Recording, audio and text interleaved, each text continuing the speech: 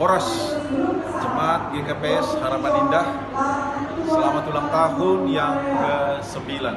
Adalah anugerah Tuhan yang luar biasa bagi seluruh jemaat GKPS Harapan Indah boleh merayakan pertolongan Tuhan, bimbingan pemeliharaan Tuhan, bagaimana Tuhan memimpin perjalanan kehidupan Harapan Indah.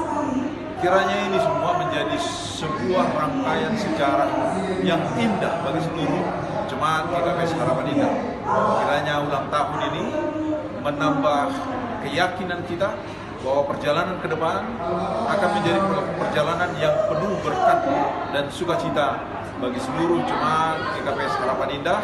Karena itu selamat untuk seluruh anggota jemaat GKPS Harapan Indah, kepada anak-anak sekolah minggu secara khusus, kepada pemuda secara khusus, Hubani lansia Sisi Hanami, selamat Mahubani Nasyam, sukacita dari Tuhan tetap menyertai kita semua.